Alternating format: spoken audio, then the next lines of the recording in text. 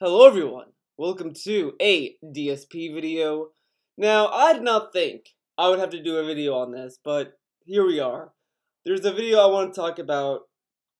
It's got a War review, there's a Mr. Huss Stuff video that has stuff I want to talk about that was in the weekend preview and the end of this stream. They open for Q&A. All those things are going to be in that video as well, so that's exciting, that's hype. And maybe there'll be a time for a bonus video that might just slide right in. Who knows, right? But anyways, let's take a look at this video. Now, before we start this video, let's take a look at the title. The title is Why Single Player is Far From Dead, God of War Honest Review.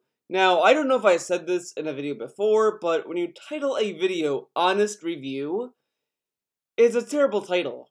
It's a terrible title. You shouldn't really have to tell the viewer that your review is honest. That should be the assumption. Like, I should go into a review and assume that this is an honest review. I shouldn't have to be told it is honest. It's kind of dumb. And we're gonna hop over to everyone's favorite channel. Everyone's channel that everyone loved so much. KO Gaming. DSP's favorite channel. And look at the titles. You have a sequel worth fighting for, Injustice 2 review. Look at that title. That's a good title, actually. It's kind of cheesy and it's clickbait, kind of whatever, but you have a whatever title and you have Injustice 2 review. It's not honest review. It's not spoken word review. It's not hateful truth. It's Injustice 2 review. See how great that works? It's fine. It's fine. So I have no idea why he feels the need to shoehorn in honest review in this. It's kind of whatever. But let's get started. Let's watch this video and talk about it, right? Sound good? All right, ladies and gentlemen, DSP here, live on stream, but also recording this for YouTube with my live review of God of War, or as some are calling it, God of War 4, the 2018 reimagining, re-release, and continuation of the series of God of War. That whole jumble of words is so dumb. All he should have just said is God of War, or some people are calling it God of War 4, the 2018 release of the continuation of the franchise, or whatever. Or just say God of War. You don't need this re-release, reimagining, this, that, because that big jumble of words is just diarrhea. Because it's not a re-release, because it's a new game. It's a new game in the franchise. It's not a re-release. A re-release is when you take a game that's already been released and release it again. Like Resident Evil 4. That's been re-released so many times. This is not a re-release. It's not a reimagining either. Reimagining would imply that, at least for me, is that it disregards the previous games. That it's like, oh, this is just a new God of War, has nothing to do with the other games, but that's not true either, because God of War does mention multiple times the other games of the franchise because it's a continuation. You should have just said it's a continuation. But it's an honest review, guys. Let's continue. On the PlayStation 4. I just finished playing the game, so I'm very much, ready, fresh to review this game and tell you all the things that I think. Now think about this.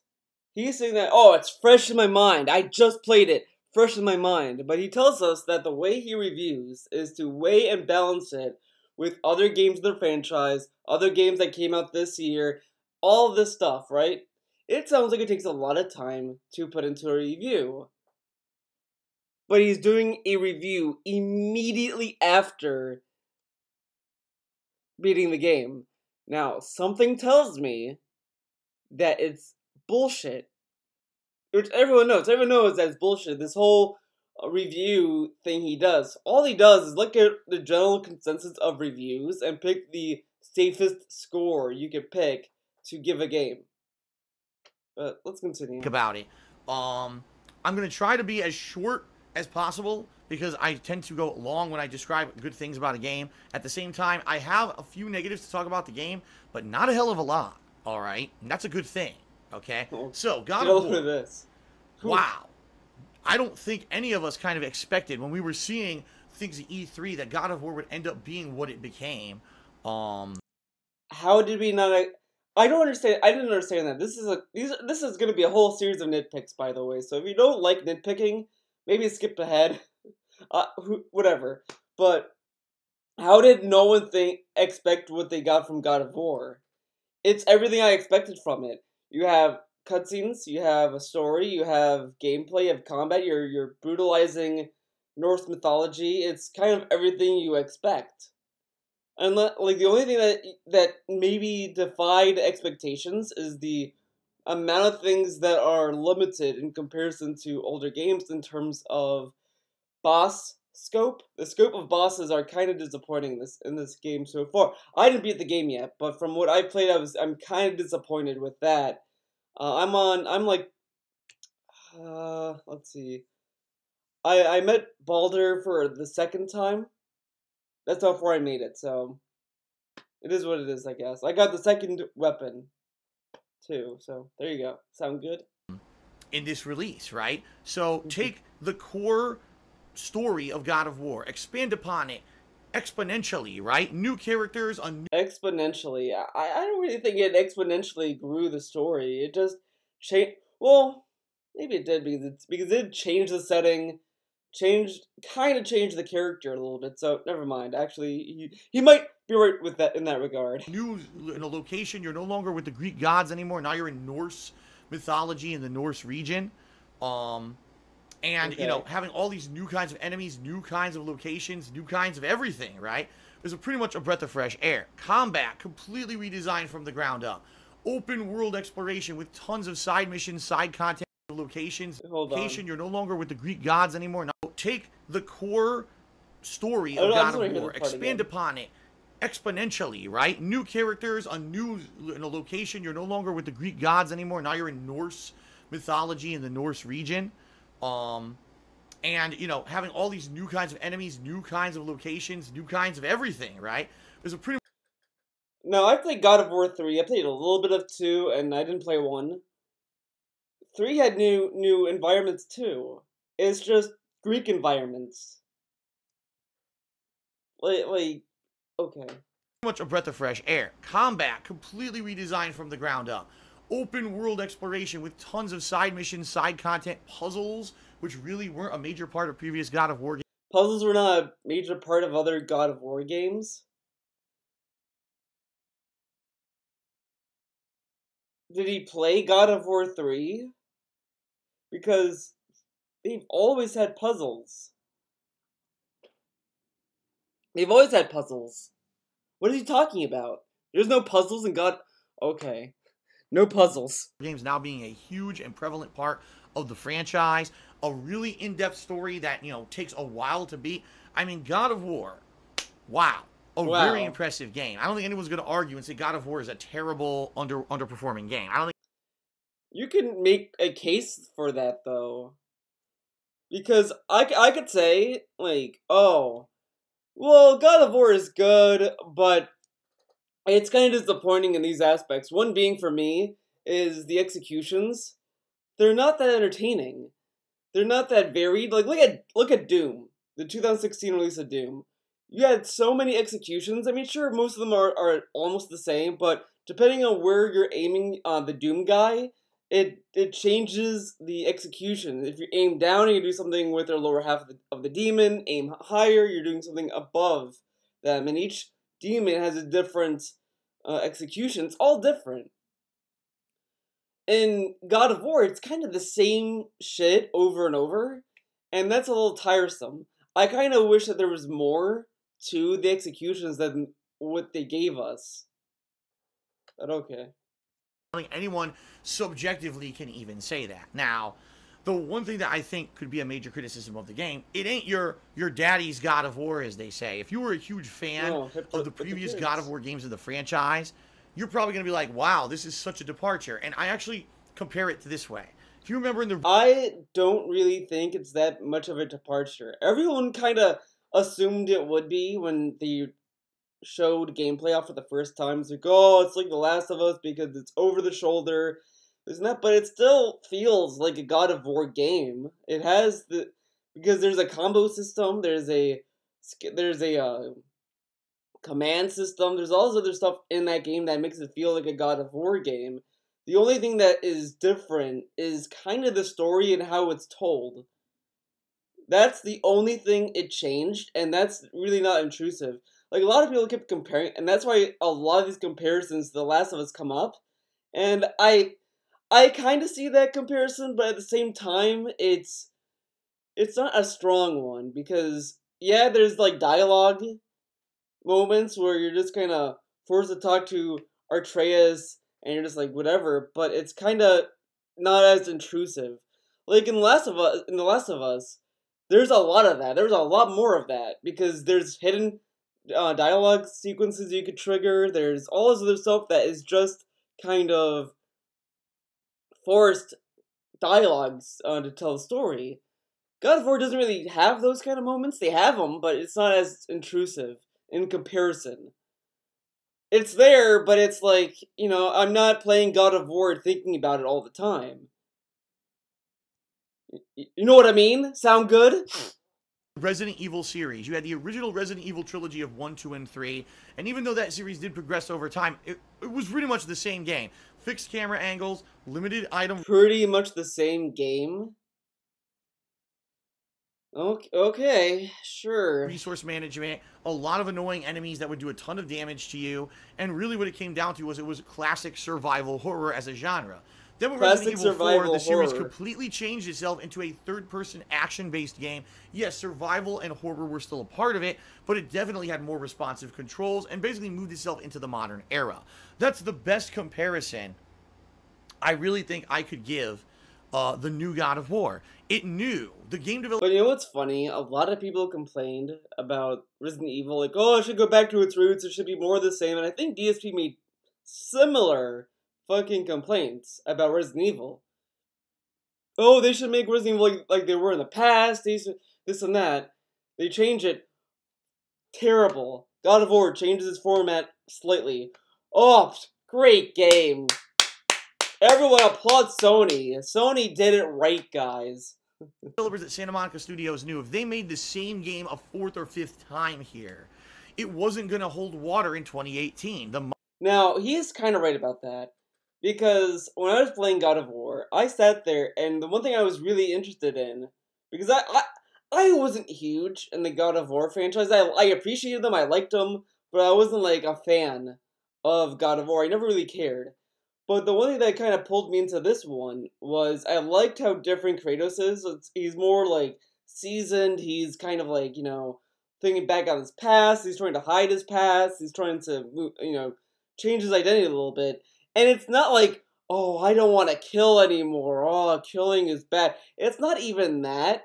It's more of like an interesting take on how Kratos sees himself. It's like, I'll kill, brutalize, whatever, fuck it, but you know, I want to do it on my own terms. I don't want to, like, you know, whatever. He kind of wants to do his own thing. And that's what I liked about this God of War, is that it's a different take on Kratos, and I think that's more interesting. If they kind of did the same Kratos from God of War 1 through 3, I don't think I'd care about this game as much, because it's like, okay, he's angry. Okay.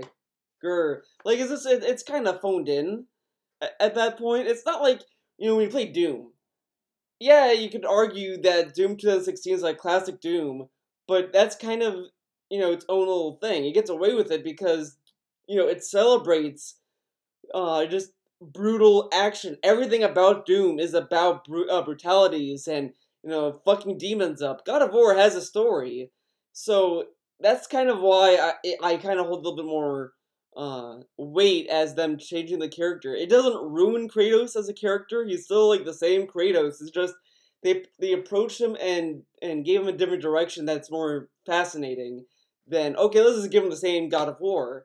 So it changed it, but it doesn't change it enough where I personally don't see God of War fans saying fuck this game necessarily. They might have issues with the game, but I don't think God of War fans are like, this game is garbage. Throw it in the garbage can, guys. I don't think it's that bad in terms of God of War fans reacting to this game. But let's continue. Modern gamer expects more bang for their buck when they pay full retail price for a game than just, oh, a 10-hour game where just button mashing with timed combos and now juggle. look at this. He thinks that, oh, well, they're not going to give the same game where it's 10 hours. They would naturally make it longer.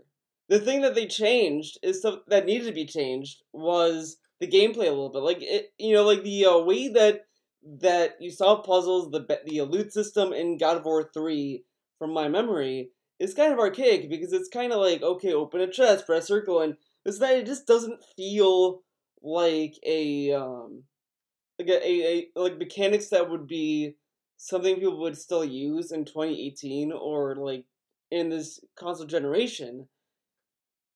So, I mean, that would have to change. The length was naturally going to change because with better hardware, it makes longer content. Are going to be able to get you through the game. Now, I'm not saying that the classic God of War games are bad by any means. In fact, I like God of War 1 and 3. Ascension I didn't really like that much, but 1 and 3 in my opinion are great games. I never played 2, and people say 2 for some is the best game in the series, but I do like the original God of War games, but would that game really hold water in 2018 with everything we've seen? When we've got games that you buy them for a full retail price. They kind of can. Like, if they rebuilt them, let's say that they remade God of War 1 and 2 and 3 on PS4, like, not a remaster, but just remade them. Like, if they're like, okay, we're going to add more story elements, we're going to, like, make it, the game that we always wanted to make for God of War, they probably would have done what they did with this God of War on the PS4. And you can get 20, 30, 40 hours of gameplay, robust worlds, amazing visuals. Do you really just want a game that's more of the same, timed button presses and dodging? I don't know if that would hold up anymore, That was great for the era. Well, that's still kind of in the game, because you're still timing, dodging, and parrying. I mean, there's still timing with it, but okay. That it was, but in the modern times, I think that Santa Monica Studios realized they had to do something different. Take a sip. Chew the water. And so really when you look at God of War, you look at a combination of a lot of things that have worked in a lot of other game franchises as of late. I would say God of War, the best comparison I can give it, combine games like Horizon Zero Dawn with games in some aspects kind of like Bloodborne or God. Look at this. So he slammed Horizon Zero Dawn for mixing other elements from other games. Said, oh, it's a game we've already seen before. Fuck that. And Horizon Zero Dawn is a new IP on top of that, which, but God of War, oh my god, it combines other stuff. It's such a good game. God of War, man, it's so good. It combines other stuff, but he shits on other games for doing that.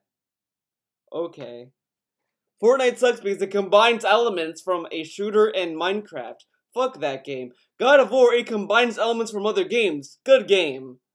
Okay. Dark Souls, although not nearly as difficult as those games. With other games that have like more modern combat engines, plus an amazing graphical performance, and that's really what you've got in God of War. You're going to see graphical performance. The game isn't the game in 30 frames. How is that amazing performance? Don't you shit on games for being 30 frames? Okay. No way is he a fanboy, right, guys? Comparison. The Last of Us, for example. A lot of the puzzles in God of War are cooperative between Kratos and his son Atreus, where you have to push your son up into a little hole, and he crawls around, finds a ledge, and either lets you down or throws a rope down so you can climb up. That's a puzzle? That's a puzzle. Or are you like 2 years old? I mean, it might be a puzzle for a 2-year-old, but that's a puzzle. Okay. Man, if that's a puzzle, then I guess game developers think we're all 2-year-olds. Up yourself. Very reminiscent of the puzzles in The Last of Us, okay? Puzzles. But honestly, I think God of War does That's not a puzzle! Oh my god. That's not a puzzle. That is so fucking that is so dumb. I didn't react when I first heard that as badly. I was like, oh, that's not really a puzzle. But hearing that again, it's just like, it blows my mind he considers that a puzzle. There are actual genuine puzzles in God of War that aren't fucking shoving Artrace in a hole so you can climb up a ladder. And that's his example? He could have used, oh, well, you're tied to a tree, as you're sinking, and you have to tell Artrace to set up these mosaics in a certain direction or order. That's a puzzle. Shoving Artrace up a hole to drop a ladder isn't a fucking puzzle. That's not a puzzle at all.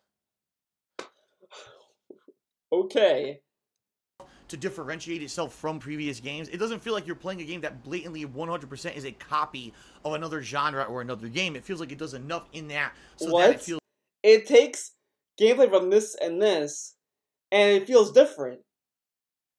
How does that feel different? What? Like, and I would argue it doesn't feel like Horizon Zero Dawn. Horizon Zero Dawn relied heavily on the bow. Like, the bow and arrow is the best way to handle enemies in that game. It's designed for that.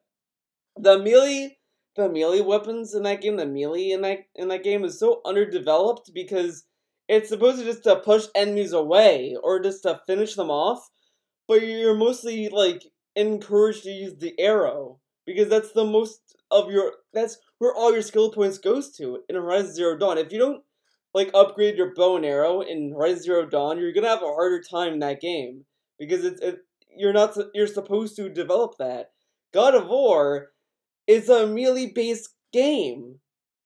Like, it has huge focusing on the combat. That's why when you look at the skill tree in that game, there's a lot of skill points going towards your melee attacks for your weapons than the fucking range. The range, yeah, it has skill points, but it has like one tree. The melee has like 3 trees. It opens up more because that's the point. How can you say it's like Horizon Zero Dawn when it's not? But how can you say, but if you're gonna say that, why do you say it mixes other game stuff in it, but feels different? Okay. Feels unique and different and starting a brand new kind of era for this franchise, which is great. How? Right. It feels the same. It feels like other God of War games. It has open world. That's been in other fucking games. Like, if he just said that for God of War, it's unique because it opens up into an open world setting, that's fine. That's a fine point. But if you're gonna say it feels unique than other games, while taking other mechanics from other games, that's redundant and retarded. Okay. God of War starts off very linear, and I'll be honest, in the first 5 to 10 hours, I thought that the combat was very limited. The game is linear. I'm sorry, yeah, there's an open world, but I don't really think it is. I think the side missions are just there, but the game kind of puts you on a track to do the main missions constantly. Because in truly open world games, like Horizon Zero Dawn, for example, you can kind of do whatever you want. The game doesn't put you on a path to do story. It just kind of, like, yeah, you have to go to a place and talk to someone to do story missions, but the game doesn't say, okay, you have to do this, this, and this, and this, and this for the story. When you finish a mission in God of War, you're automatically being back on a track to do the story. In Horizon Zero Dawn, if you finish a story mission, it kind of removes it from the waypoint, and you look at the map and you're like, okay, well, so it opens more to you doing side missions or main missions. In Horizon Zero Dawn, when I played it, I got distracted a lot in that game. I did a lot of side missions in that game because they were everywhere, and I was able to pick them. I would look at the map, be like, okay, where's the next story mission? Okay, it's way over there. Oh, there's a side mission that's over here. I'll go there. In God of War, I never feel like I'm looking at the map at all because there's always a waypoint for your story constantly. And that's not bad, but I don't consider a game like that open world. That's kind of why I don't even consider the Batman games open world, because it constantly puts you on a track to do story missions. But that's just me. Someone might disagree with me on that, but I just don't. To me, this feels like a linear game that gives you side missions to do as an optional thing. You don't have a lot of your abilities yet, and all you have is an axe at the start of the game called the Leviathan Axe, and all you have is hand-to-hand combat, right? Yes, you could throw the axe, but it's very limited what you could do with it. It seemed like slow paced. It seemed like the So remember, so look at that. We're gonna go to a David Davidson video because he brings up a good point, guys. So DSP said, "Well, guys, the combat in the beginning is very limited. Yeah, you can do range, but it doesn't really do much. All you have is hand-to-hand combat. Now look at this." Spooky, scary skeletons and shivers down your spine. Shrieking skulls will shock your soul. Love the intro. I just consider the game if I watched it. You'll shake and shiver in surprise when you hear these zombies shriek. What I am honestly hoping for is that experience live. To be honest, that I play. If I have no else today is the combat. Look at this. The combat's very limited, guys. You only do so little things with the range axe throw. What was that?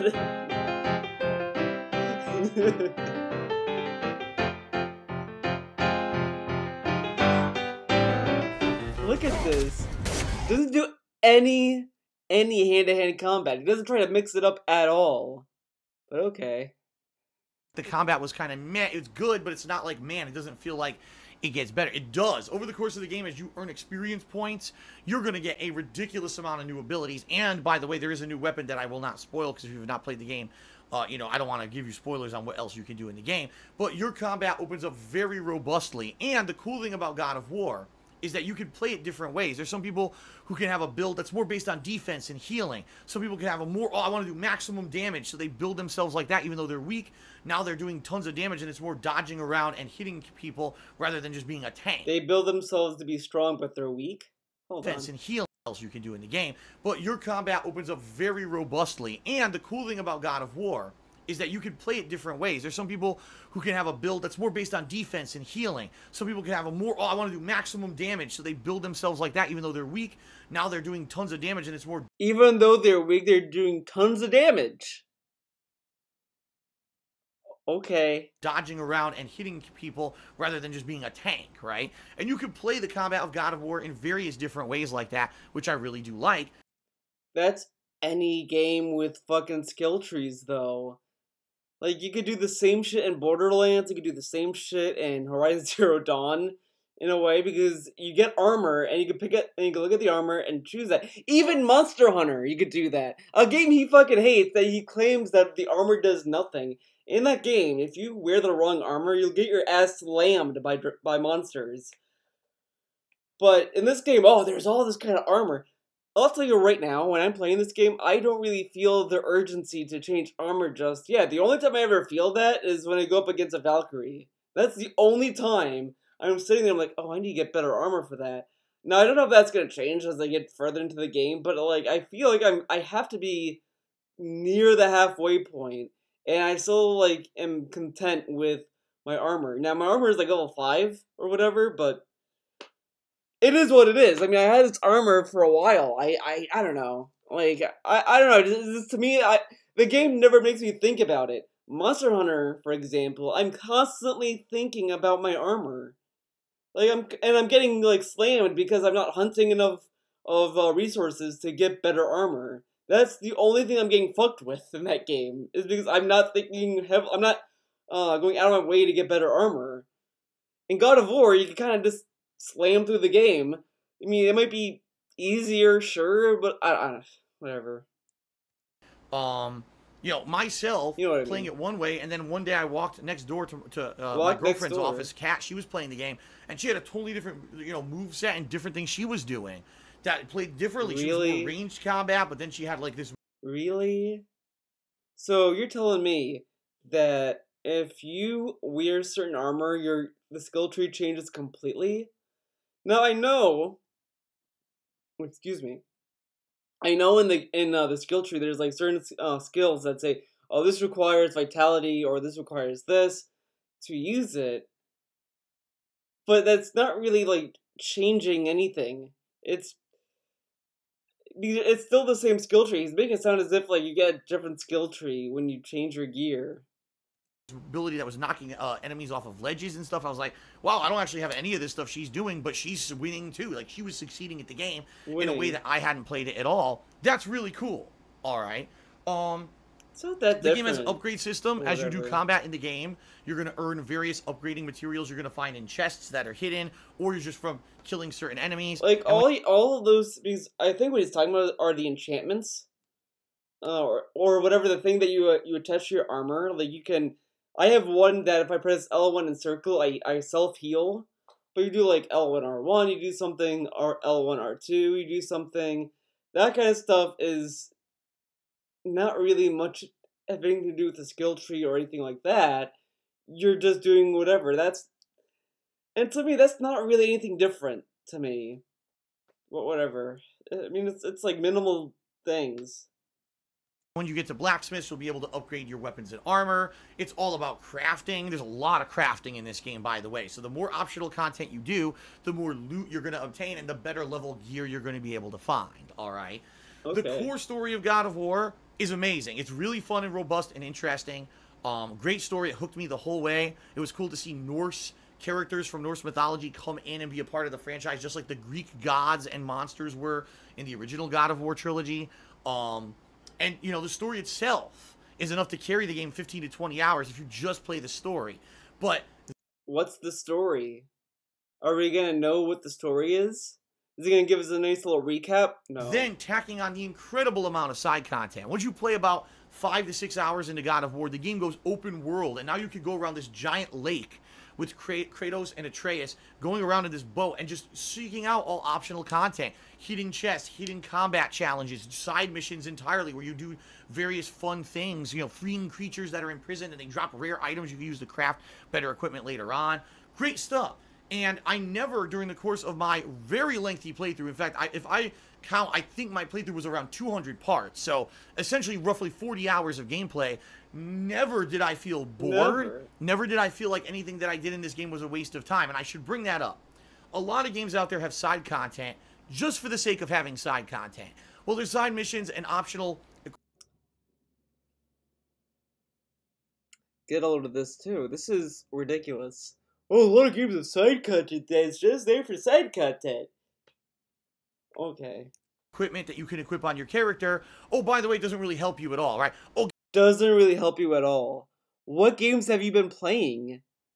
A lot of the side missions in games give you, like, better shit.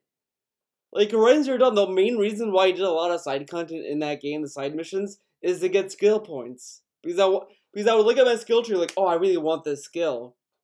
If I do the story missions, I'll get it, but I want to get this stuff for the next story mission because it seems that this might be something to come into play or whatever.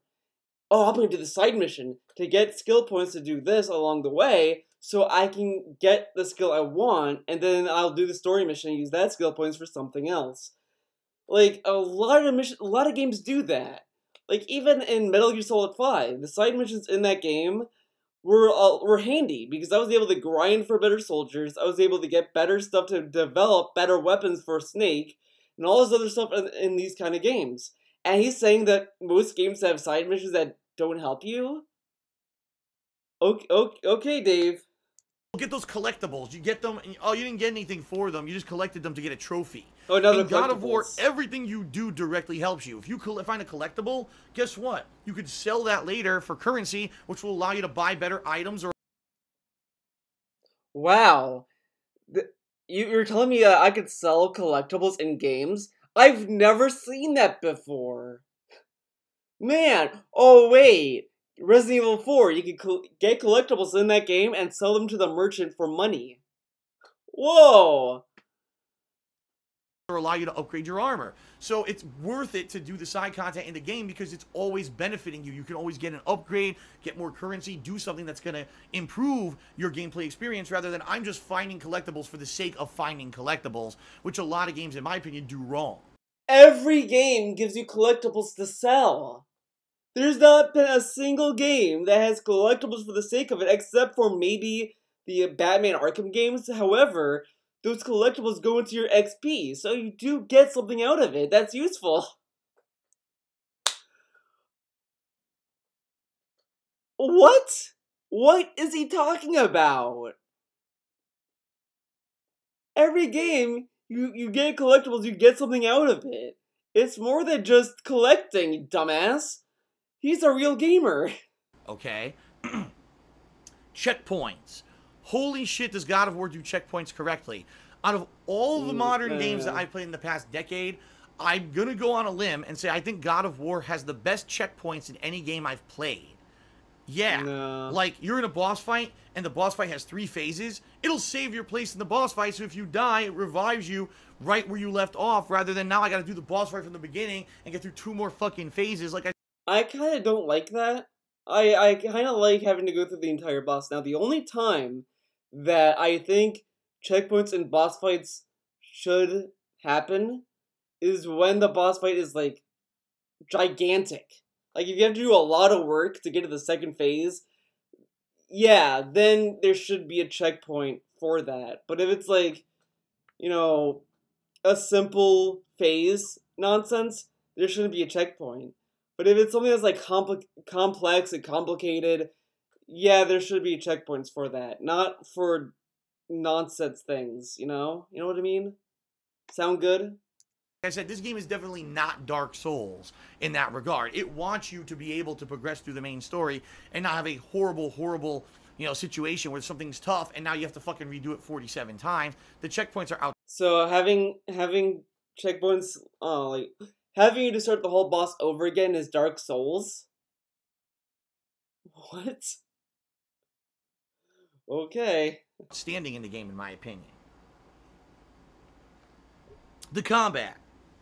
Unlike the combat of God of War's original trilogy, it's not just button mashing. Yeah, there's some extent there is that. If you time button presses, you'll do combos and you'll do stance switches to make yourself do better stuff. But the combat is robust and different. Again, depending on what you upgrade as you play the game, the combat experience could be dramatically different from one person to another.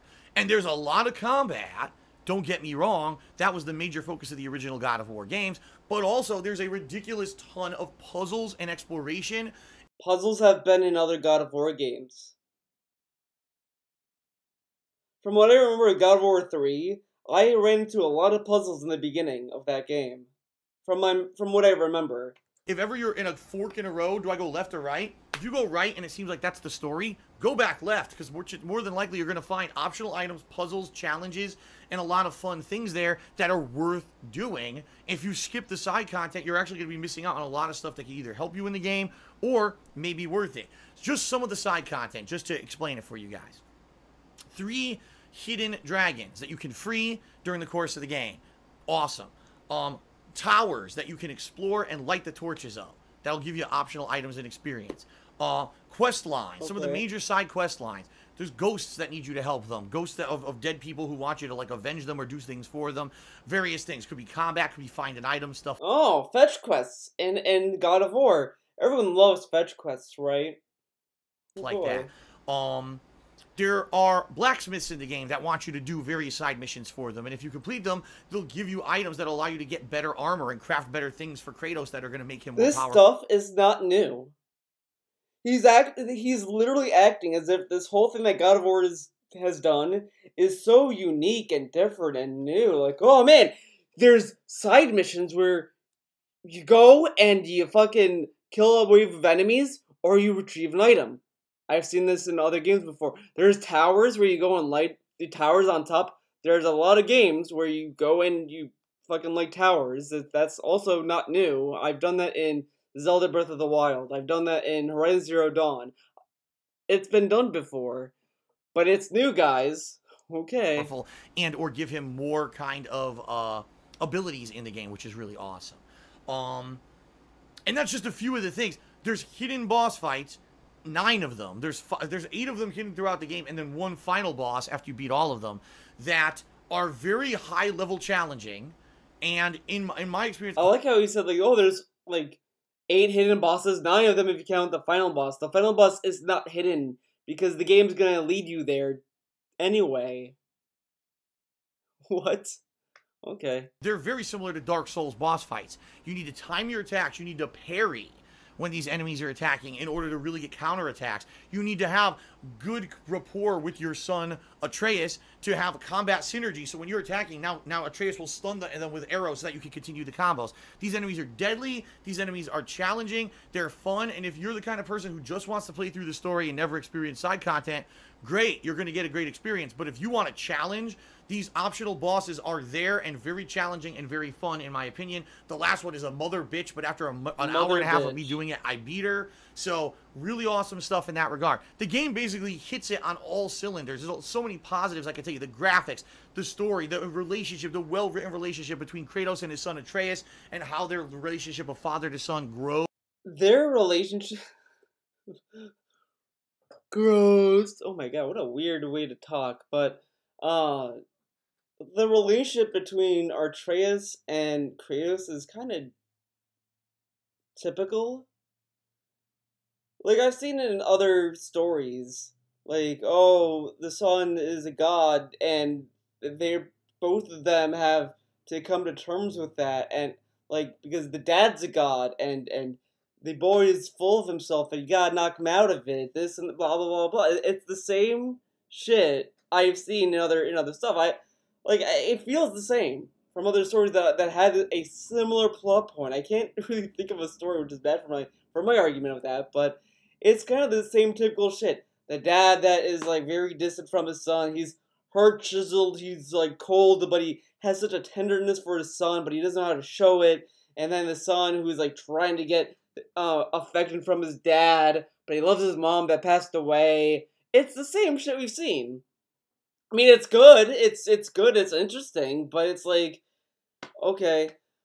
I mean, honestly, to me, the only thing that's making me continue playing the game is just seeing kind of how the Norse mythology plays into Kratos and that kind of stuff. That's interesting. I really didn't care that much about the relationship between Kratos and his son, to be honest. It's like, it's there, it's nice, but it's like, okay. I kind of don't like Atreus either. He's not that interesting of a character, in my opinion. He's kind of annoying. And prospers and different phases of a father-son relationship during the course of the game. Really outstanding and, in my opinion, really well written. All right. Lots of characters in this game, lots of memorable moments. Again, great writing where you're going to love certain characters and care actually about what happens to them during the course of the game, which is really... How about hating characters? I mean, because that's the thing. That you need characters that you hate. You can't really have a good story if you love every character. Like, that's kind of...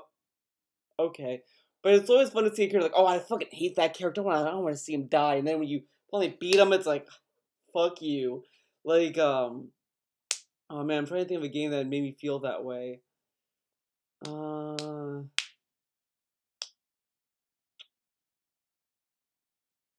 damn it, I'm drawing a blank, dude. Wow. Really great, all right? Really great. Sound good? So, I've just basically kissed the game's butt. Amazing open world with tons of side content that's both puzzles, platforming, exploration, and combat. Great graphics, an amazing story, right? What's bad with the game? Let's talk. What's honestly bad with the game? Number one, I think more people would have liked more locations. The world of God of War is robust, and if you play through the campaign, I believe you're going to visit 5 worlds during the course of the campaign. Don't quote me on that. I may be off by 1 or 2. Remember, he just played the game. He just beat it. It's still fresh in his mind. Doesn't know how many worlds are in the game. But I think it's roughly around 5 different worlds that you encounter. Well, guess what? There's actually 2 completely optional worlds. You never have to go to them, but if you go to them, there's challenge runs and stuff like that that'll earn you better armor and stuff. But they're never really tied in with the story of the game. Wow. And there's also other worlds you can never reach. Now, some people have hypothesized... why other worlds you cannot possibly reach? Why?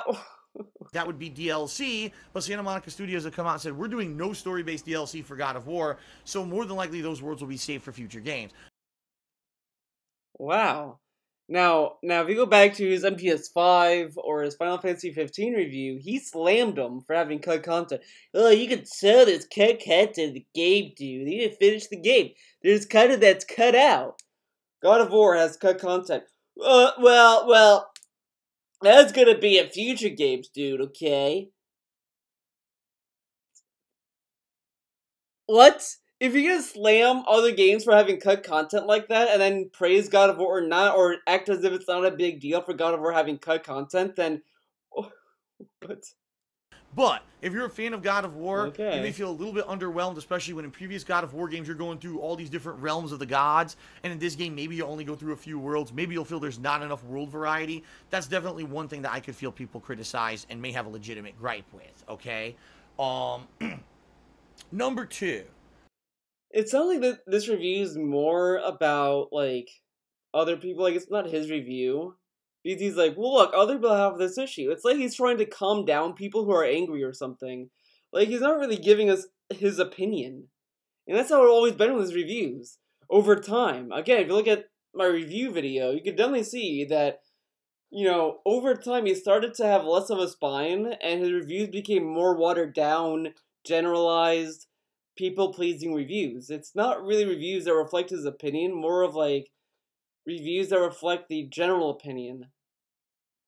Like, I'm watching your review, Phil. Why do I give a fuck about what other people have gripes with? What are your gripes with the game? The boss variety. Alright. This is probably one of my biggest criticisms of the game, although honestly I didn't feel like it hindered at any point. It's my biggest criticism. Doesn't hinder much about the game.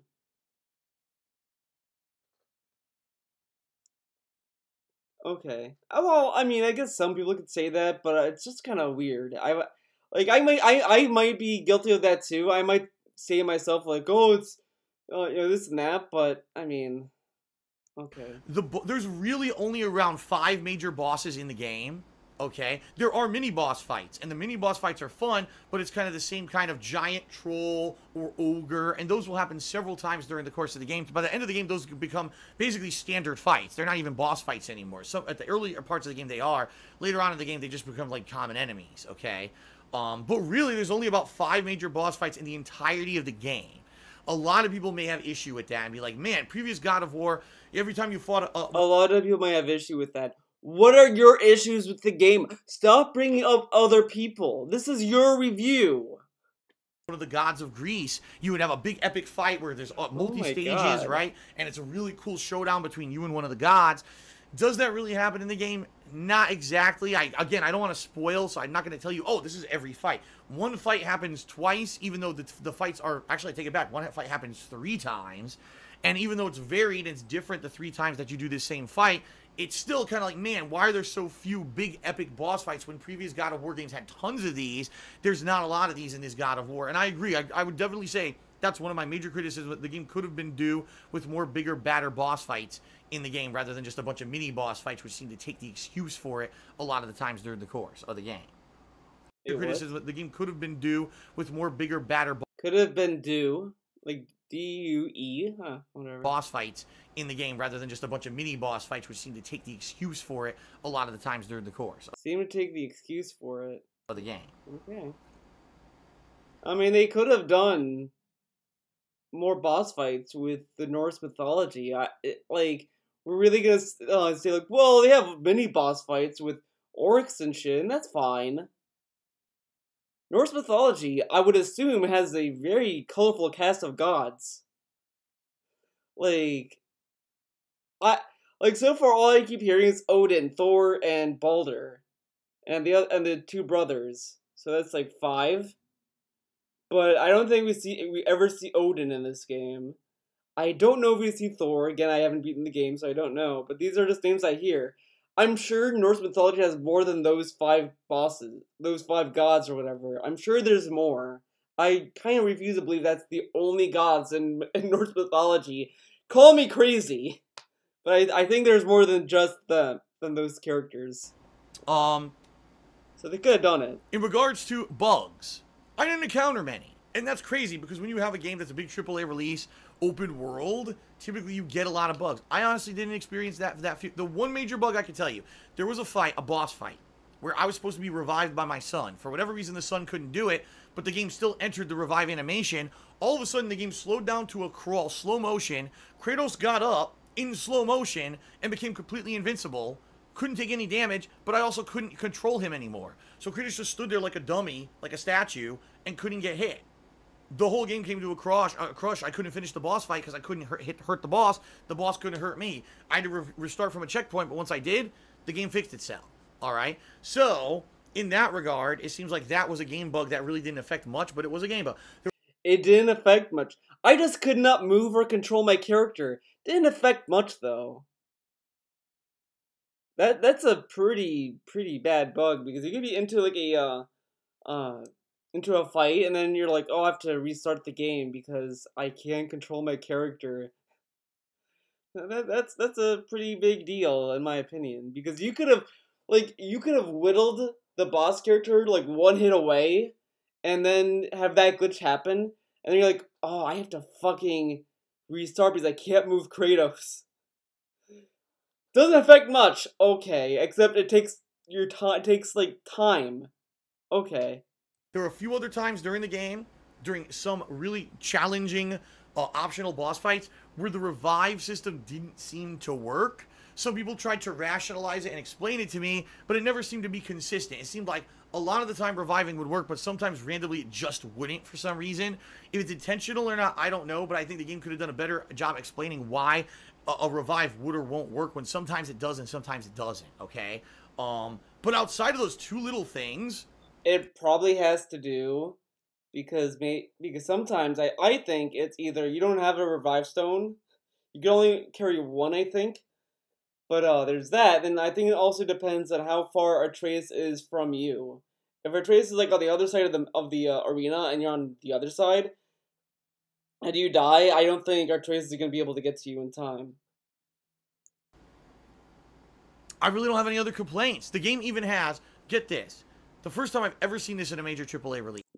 No other complaints. Okay, I played this game. I already told you guys that I have an issue with the game kind of automatically forcing you to play the story missions. Like, it kind of puts you on that track. There's that. I don't like the overworld you're in. It kind of is very like small. The game feels small to me. It doesn't feel big. The story it's interesting. Actually, that's not negative. I don't know why I said that. I think I was gonna say I don't really care for the father-son relationship. It's well written, but it's nothing unique or different with that kind of development. It's kind of traditional at that point.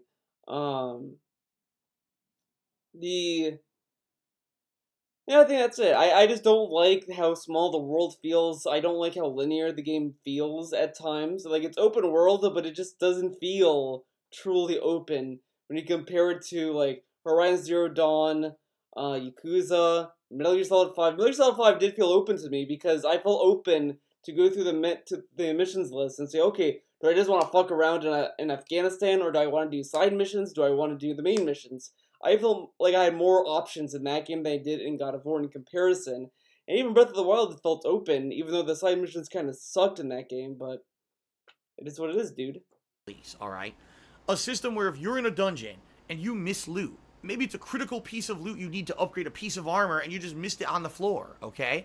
When you leave the dungeon and you go back to the vendors in the game, the vendor will have an option saying, forgotten loot, and you can get the loot later. What? It's a no-brainer. There's so many cool, really well-done checkpoints. That's dumb. Just that thing, being able to get loot that you missed in the past. Really? There's so many new... Like, the whole point of loot is to reward you for finding. Why would you miss loot? Like, I can understand missing a chest, but you could always find the chest. Why does it matter? Like, what? Okay. Things that were added to this game and or were done in a great way in God of War that, quite frankly, it's hard to find negatives. Like I said, maybe the limited amount of boss fights and the fact that some of them were very similar, and the fact that there's not a hell of a lot of variety in a lot of the worlds that you go to, and a very few game bugs. But that's really not enough for me to say, wow, don't ever play this game or whatever. If anything, the one major complaint people may have about God of War is very simple. God of War is not the original trilogy. Much like I just mentioned, but just like the original Resident Evil. It still feels like God of War. It doesn't really redesign the game. I mean, it reinvents the character a little bit and all that, sure, but it's like, when you play it, you're not sitting there like, I'm like, oh man, it feels like I'm playing a different game. It feels like a God of War game. But okay. Evil games. The trilogy, the original Resident Evil games, had a place in history, but they realized Capcom had to change the franchise to make it more modernized. God of War is the... Okay. So then why do you complain when Capcom changed Street Fighter to be more modernized?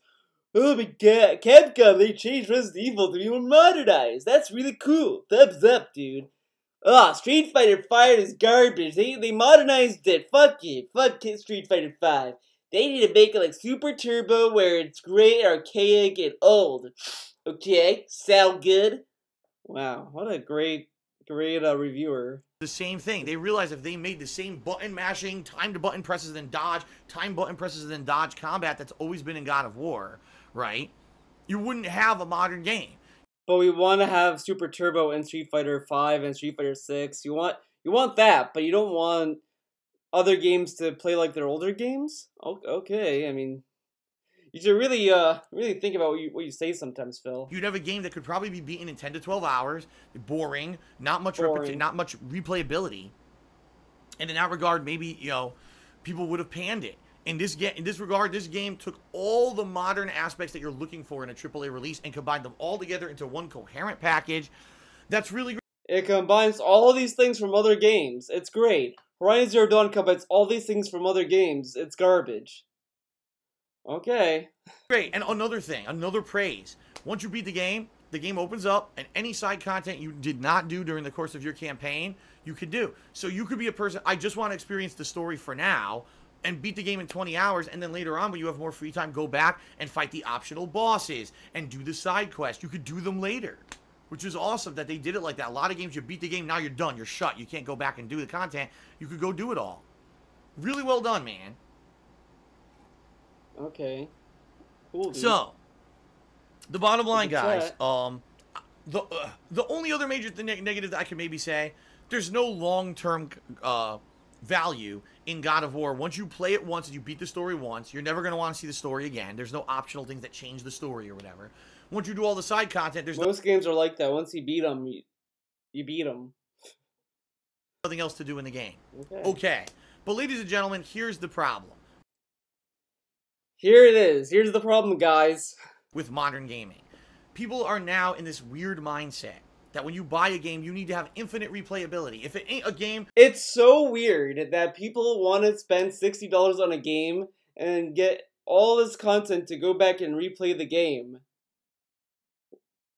But you just said that that if you're looking for a bang for your buck, this is it. And then says it's weird when you want to replay a game?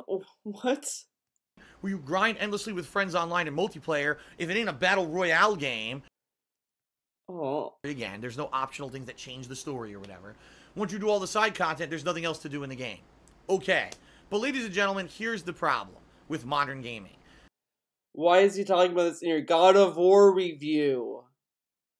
Like, look at the title.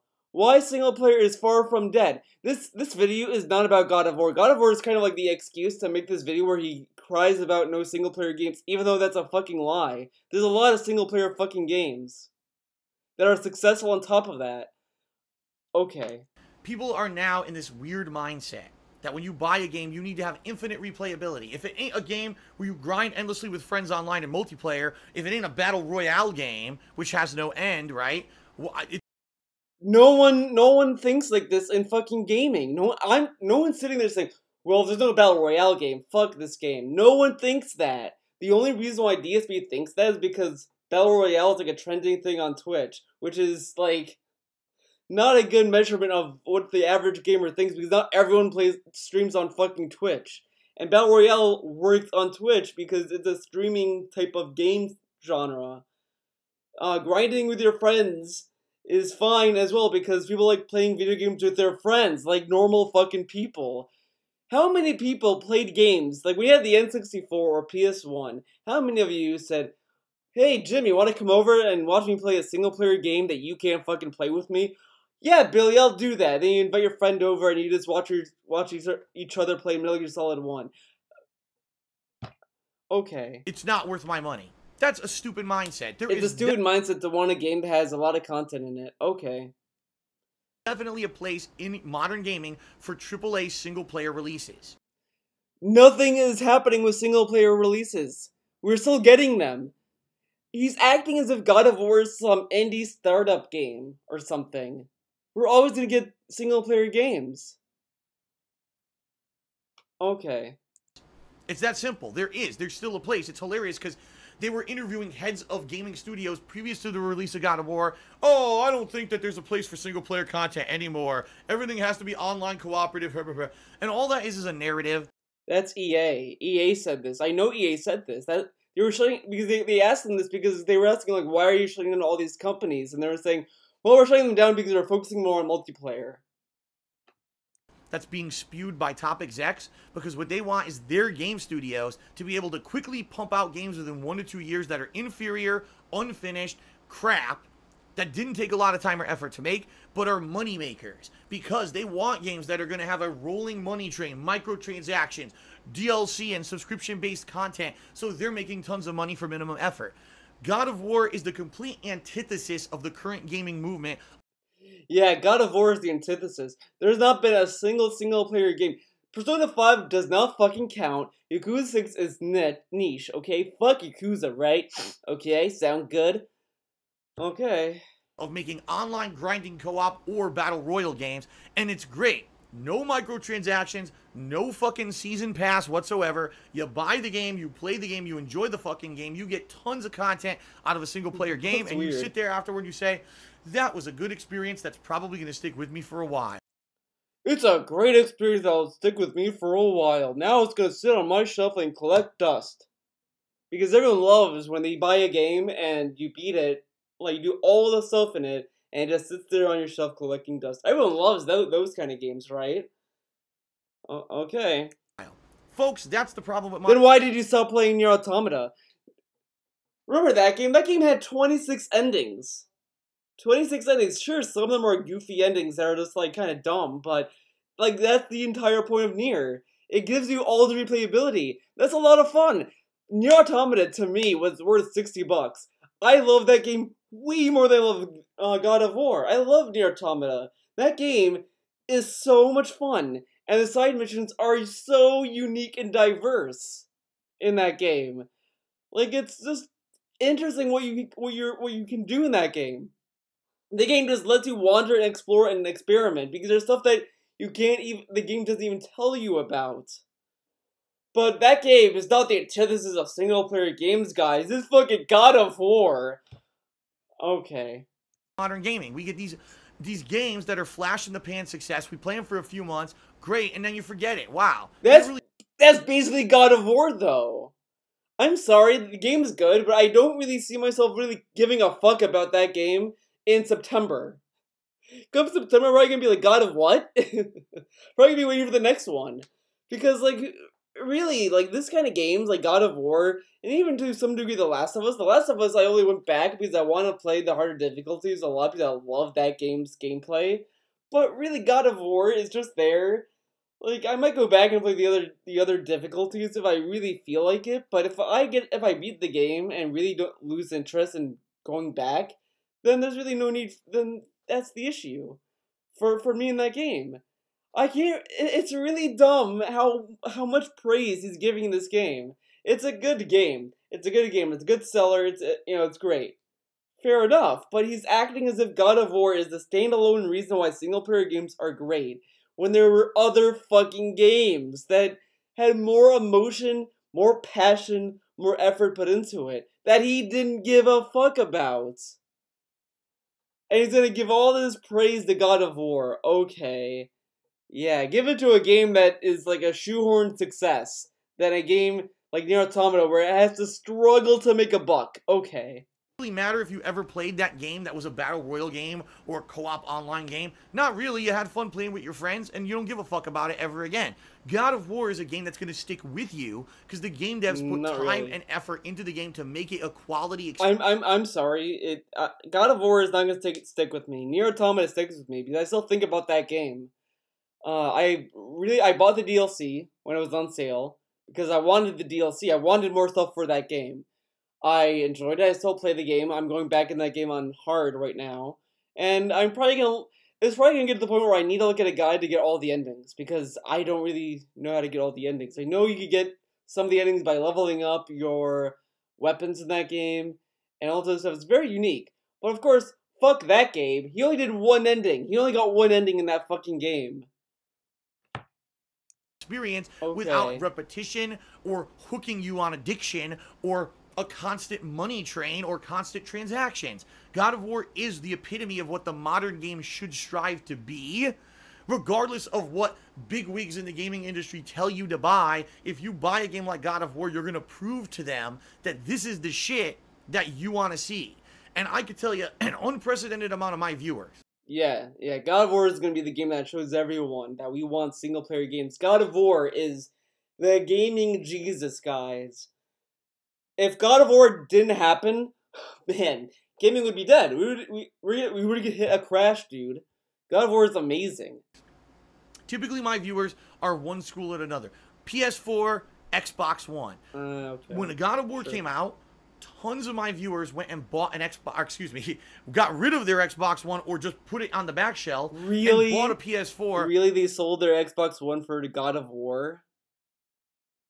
Dude, if you did that, I am sorry. I am sorry you did that.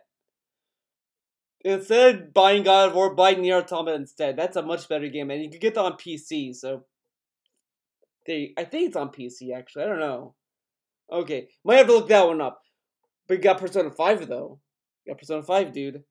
Just to play God of War. That is exactly what you need to do if this is the kind of game you want to see continue and survive. We all need to be supporting a great game like God of War. Yeah, God of War. God of War needs our money. Not Yoko. Is it Yoko Taro? The guy Denier.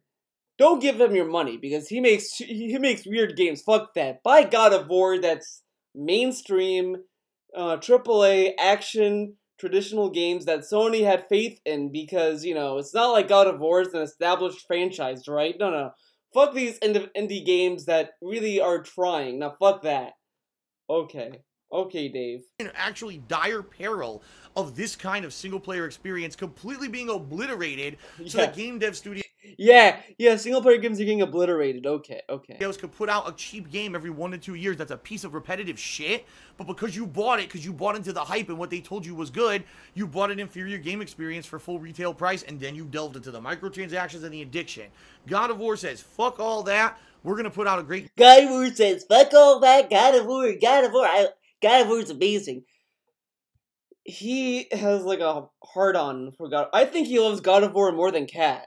I think Cat is like a stool compared to God of War. God of War is like, he probably sleeps with the PS4 like, oh, God of War. He probably hugs that shit. Gameplay experience that totally proves all the crap these guys in gaming have been telling you for the past 2-3 years is bullshit. Come buy a great game and enjoy it for what it is. And if you do, we'll continue on with this great series. So for me... God of War is not in jeopardy of being... I just can't stand when people act as if he's acting as if God of War is some, like, indie game that's, like, at risk for, dying. God of War is an established fucking franchise. God of War is the last game I would ever think would just end out of nowhere. I would probably believe Horizon Zero Dawn not getting a sequel before I believe God of War is dead. Everyone was craving God of War. When the PS4 was announced, like, oh man, God of War. I can't wait for God of War, guys. So are they going to do a new one? They announced and everyone lost their shit. God of War is always going to be around. There's always going to be a new God of War. Like, there's going to be a new Last of Us. Like, they announced that, oh, Uncharted 4 is going to be the last Uncharted game. I fucking doubt it. I guarantee we'll see an Uncharted 5 where it's not Drake. It's going to be either his brother, his daughter... or maybe Sam and Chloe or whatever. Fuck it. It's gonna be that shit. There's always gonna be a new Uncharted game. Because these are established franchises that make money. Why would Sony say, Santa Monica Studios, you want to do another God of War? Put that on the fucking shelf. No one wants it. Okay. I gotta tell you, if you like great video games... God of War is it, man. It's the best game I played this year by far. It's the best game in a while. Okay. And it's great. Very minimal flaws. you know, to the point where I really have a hard time sitting here and having a whole negative segment in this review. So, for me... Single-player games are dying. That's why The Evil Within 2 came out last year and no one liked it? Okay. God of War is absolutely outstanding. Is it perfect? The best game ever made? No, I don't get that crazy on the hype train. But at the same time, the game is pretty fucking damned good. And you gotta experience it. You said it was basically the second coming of Jesus, but okay, he's on the hype train, guys. Whether you own a PS4 or not, you gotta find a way to play it. Because this hopefully will be the start of a new trend of great single-player games, but we're in big jeopardy of not getting games like this because people keep buying repetitive, grinding crap and fucking Battle Royale. Dude, he thinks that single-player games like God of War is, like, easy to make. No, God of War is a very, like, it's an established franchise. That's why I was able to get a new game in that franchise. But the reason why multiplayer gets a lot of attention and this and that, and why it's cheap to make and shit, is the same shit with movies. Like, look at Annihilation. I loved Annihilation. That was a great movie. Check it out. But that movie didn't do well in the box office because people only go to the movies to see Marvel movies. They see action movies. That's why you see a lot of Marvel movies. That's why they have, like, thousands planned every year. Because it makes them money. They know what, because people know what to expect, and it always is a constant money train for them. It might take a while to make movies, sure, but they make enough movies to be prolific with it. But okay. Let's put an end to that shit, and let's support a game that actually has time and effort put into it, alright?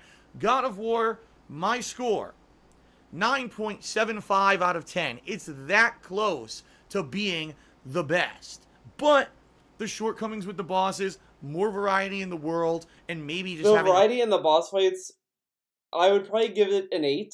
I mean, 9 if I'm, like, on cocaine. Maybe I'll give it a 9 if I'm, like, drunk or something. But I'd probably give it an 8. Because it's a solid experience.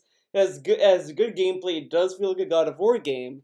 But it just needs more with it. Like, Nier Automata to me is a 9, because that game is just amazing. I still think about that game. I crave that game from time to time. It's a game that if I were to sell that game, I would buy it back. God of War, once I beat, I'll see how I feel about it, because right now, the only reason why I would not sell it is because I want to beat the game. I want to see the story to the end. So there's that. So once I beat the game, I'll probably have a better understanding to see would I sell this game if not. These are games I have bought in the past and I sold and I don't really think about. So we'll see. We'll see, dude.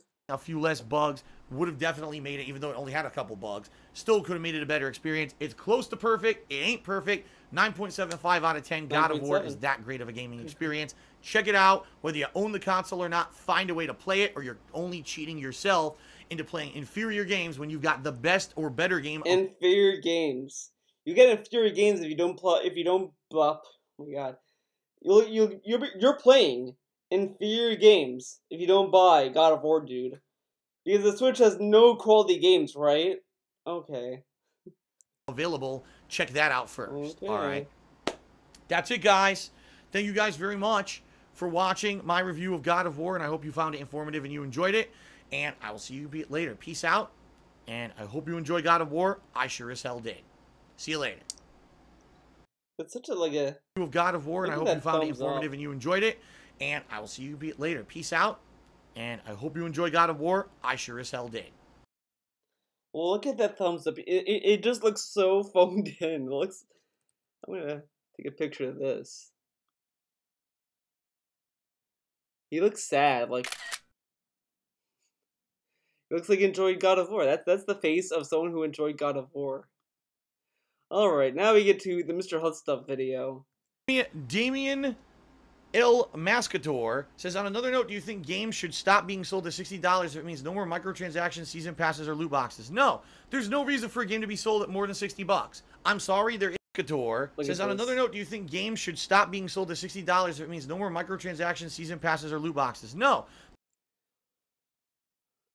They should just not have them. If the game's $30 or $20, I can understand microtransactions. Even mostly in a free-to-play game, it makes sense. But if you're paying $60, you shouldn't get microtransactions. And if there are microtransactions, it should just be so minimal that you don't really think about it. There's no reason for a game to be sold at more than $60. I'm sorry, there isn't. The problem is the game developers just don't have talent anymore. That's the God's honest. Game developers don't have talent anymore. Okay. It's true. You got too many people who aren't the talented cream of the crop making games anymore, and they're making inferior games. They're complaining they spend too much time and money, and they can't make up their money if they don't have microtransactions. That's the fault of the. Because you know how expensive it is to make a game. It's not like $5. They're not paying $6. I have a feeling he thinks that game development costs $60, which isn't the case. It costs a lot of fucking money to do that, and a lot of investors and publishers don't want to sink their money in a game that won't give them any returns. Like in Metal Gear Solid 5, the game sold very well. But again, do you think Konami was happy with Kojima taking all that money to put into MGS5? Like, they probably were just like, holy fuck, Kojima. Like, look how much money we had to dump into this game. You're fired. The game developer, not the gamer. That's because the game developer is a hack and doesn't have inferior games. They're complaining they spend too much time and money, and they can't make up their money if they don't have microtransactions. That's the fault of the game developer, not the gamer. What does the gamer have to do with that? He said, like, cream of the crop making games anymore, and they're making inferior games. They're complaining they spend too much time and money, and they can't make up their money if they don't. They make inferior games, and they complain about them not making enough money back on their game because it costs a lot of money to make the game. Don't have microtransactions. Okay. That's the fault of the game developer, not the gamer. That's because the game developer is a hack and doesn't have. They didn't blame the gamer, though. They said that we just don't have enough money for this game, so we added microtransactions to make up the money that it cost to make the game. Okay. How can Santa Monica Studios make God of War for $60 retail purchase, 40+ hours of single-player content, outstanding AAA production values? See what I mean? Because God of War is an established fucking game. It's the 5th game in the franchise. Well, actually, it's more than the 5th. Because it's an established fucking franchise. Does it... How could he be this dumb? And the funny part is that he does kind of understand it, because if someone brings up to him and says, oh, why don't you try this? Why don't you play this game? Well, I can't play that game. I need to make money, dude. If I play this game no one heard of, I can't make money. If a developers have that same mentality, if they're not going to take a risk on a game they never heard of, compared to a game that everyone heard of. Like, he doesn't see it. He doesn't see the similarities with that mentality at all. Okay. There's no excuse. The excuses are just that, excuses. These games. Because if I come up to EA, I'm like, hey EA, I have a single player game to pitch for you. It's gonna be $60. It's gonna be about this guy Bill, and he's off to kill the biggest corrupted governments in the world, and it's gonna have an ever-changing world, and we need like $1 billion to fund this game, right? Actually, let's look at God of War's budget. God of War's budget. Let's see if it's public. If it's public, dude. What is the budget? We'll never know. Sony didn't really want another God of War game? What? Wow, dude. Sony wanted to give God of War a much longer rest than after previous entry. Ascension disappointed critically. That's interesting. That is interesting. Oh, okay, so whatever, it is what it is, but it probably... Oh, here we... okay, hold on. Oh, these are just, the sales. But, okay, I asked for a AAA budget for my game. Do you think EA is gonna be like, open up the wallets, boys, we got a game over here? No, they're gonna be like, who the fuck will care? Who the fuck will care about your stupid-ass single-player game? No one. Game developers are doing an inferior job in putting out these crappy battle royale games and online co-op games because they don't have the skill to make good games. They just put out repetitive, addictive crap to nickel and dime you of your money. There's no excuse. The problem is the market is now... Because God of War is an established franchise. Like, yeah, as you saw in that article, that it said that God of War 4 might not have happened or whatever, but the thing is, on top of that is, it had a better chance of getting a new game, because it had people that talked to Sony, like Cory Barlog talked to Sony to make a new game. So, it had a better chance than a fucking indie game. Like, look at Indivisible. That game almost did not get funded. That game relied on crowdfunding to make it happen. Now oversaturated. Remember, 10, 15 years ago, you'd get, what, 1, 2 great games every couple of months? Now there's 5 zillion fucking games coming out every day, and the market's oversaturated, so now they can't get free money every time they release a game, so they're complaining that they can't now make great games for $60. No, you just... It's not that the game market is oversaturated. It's just that it costs a lot of fucking money to make a game, and they don't want to take a risk on a game that people are not going to care. Do you think Capcom's going to make Azure's Wrath 2 anytime soon? No, because the first game got slammed. Remember Me. Stand up, Remember Me. Remember Me, you know, it was very interesting in what it had, but it didn't make a lot of sales. So Capcom is like, fuck Remember Me, we're not going to make another game in that franchise. Because those didn't sell very well. Why Resident Evil 6 sold very well because it's Resident Evil 6. It wasn't Bill and the Evil Monsters. You just need to actually have talent, and then you can make great games that'll make profit at a $60 margin. The problem is you don't have the talent. Jay Kramer Charity says, I heard the Xbox is using Game Pass to make their money. They don't care about making good exclusives anymore, basically becoming EA. All right, and we'll see how long they can remain successful with that strategy. Seriously, because it ain't going to happen. I'm telling you. It's seriously not going to happen. It's they're going to fail. Their studios. Okay. What's going to end up happening is the Xbox is. Didn't he like praise the Xbox Game Pass? Though he loved it, and now it's like, well, it's not going to do well, guys. Okay. Just be a generic console that plays all third-party games, and if you want the console that plays first-party plus third-party, you're going to get PS4. And everyone else is going to have an Xbox, but honestly, they're going to fail. They need to have a reason to buy an Xbox One, and right now, the only definitive reason I can tell you to buy an Xbox One is because the Xbox One has a ton of backwards compatibility. So if you were someone last console gen who owned a lot of the great games of that last console gen, and you want to be able to play it on your Xbox One rather than have another console, like if you want to play original Xbox, Xbox 360, and Xbox One games all on one console, boom. Xbox One's your console. If you care about... Why not just keep an Xbox 360 and a PS4? So you have a game that plays Xbox 360 games, and you have the PS4 to play AAA games. Okay. Great modern games, PS4's your console. Sorry, but that's just the truth, okay? Okay, then. Sound good? I got another anonymous dollar tip. They said, don't blame game devs. The majority of game developers are just making the games their publishers tell them to make, so blame the publishers, not the developers. Fair enough. It's not just game devs. It's the whole industry. The publishers, the developers, the people behind the scenes, the management behind major game studios right now are the ones to blame for the state that gaming is in. And I think that Santa Monica Studios, Sony in particular, who owns Santa Monica, need to be applauded for actually doing something outside of the cookie, the ones to blame for the state that gaming is in. And I think that Santa Monica Studios... The publishers? Really? Like, the publishers, sure, but I mean...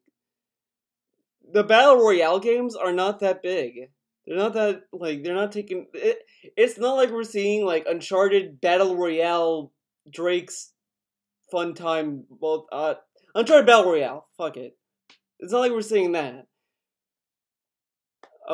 Okay. Sony in particular, who owns Santa Monica, need to be applauded for actually doing something outside of the cookie cutter. Oh, the trend now. Yeah, we should applaud Sony for making a new game in a franchise that's established, guys. We need to applaud Sony for that. Okay. is to do battle royale, and every fucking game's doing it. Do a battle royale game. The trend now is online grinding co-op that sucks, but it's you know, addictive and has microtransactions, and you play with your buddies, so it's fun. Make a game like that. They didn't. They said, fuck that shit. We're gonna make a fun AAA game, and we're gonna show people what it means to have talent, and they did. They succeeded. Yeah, it's talent to make a game in a series that was popular. Yeah. Okay. Persona Master Chief again. After beating the game, I still feel the itch that was good. So how would you feel if they bring up the idea of DLC, yay or nah? For me, the only time that I would enjoy DLC, let's say if it was a whole new world where you could go in and there were unique boss fights and fun stuff. I wouldn't want like a tacked on DLC. You know what I mean? Or, oh, challenge runs only DLC. No, you know. But, I mean, I think if they already said it wasn't in their plan, don't release DLC. Work on the sequel. And in 2 years, come back and put out... Yeah, those worlds that are locked behind in that game that you can never attach, leave them locked, make a new game, because that's okay. That's good. But Metal Gear Solid 5 having a cut ending, fuck you, Konami. Oh, Square Enix releasing Final Fantasy 15 and having cut content, fuck you too. God of War having cut content, you should be applauded, guys. We should all give a standing ovation to Sony and God of War. Okay. Insanely kick-ass sequel to God of War that's going to knock our socks off. There you go. And Jay Kramer cheered. He said, basically, Sony grabbing Hideo Kojima was the final nail in the coffin of Sony destroying Xbox with Death Stranding and exclusives in general. What do you think? It seems like Sony has their shit together. Sony has their shit together. You know what? Because here's what happened. But didn't they also say that Death Stranding is coming to PC too? Could have sworn I heard that too, but okay, it is what it is. Had their head so far up their own ass with how well the Xbox 360 did that they decided to go off the deep end. We're gonna make Xbox One online only.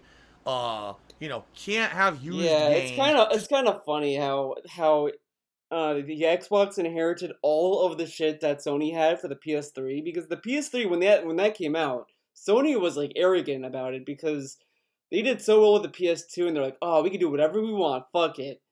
And then it just didn't really pay off for them.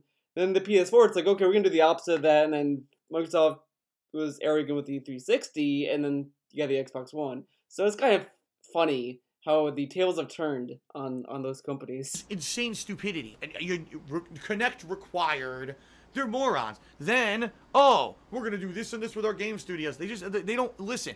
Sony did everything right. They made a console with the PS4. That's what the people wanted. They've been doing things right with their game development. Yeah, Sony did everything right. They made a PS4 Pro that can't play 4K movies, but can play 4K games. Now, of course, you might say, well, then, you know, people would buy a 4K player if they want to watch 4K movies. You know, you're buying a PS4 Pro to play games. But, I mean, it would have been nice to have a 4K movie player as well. You know, it's a little ridiculous, in my opinion. But whatever. I mean, but that's what the people wanted. Okay. Studios, Sony learned from their mistakes of the PS3 era. While, like, I'm pretty sure DSP shed on Nintendo for not having a DVD player in the Wii U or the Switch, but he's okay with the PS4 Pro not being able to play 4K movies. Fair enough. And have blown it completely out of the water this console generation. There's no other real way to justify it. Sony learned from their mistakes. Microsoft completely got an overblown ego from last console gen and have blown it every step of the way this console gen. Oops. It's the truth, though. It's the truth. Then you can give me your Xbox One. Okay. Actually, I don't want it. It's kind of fucked up, I think. Okay. Chairman Caleb cheered. He says, do you think E3 is Microsoft's final chance to entice potential buyers for their console? Can they really live off of the power of the console? No, it's done. People now realize that power alone means nothing. Both PS4 Pro and the Xbox One X. Also, we're getting close to the next generation of consoles. We're getting very close.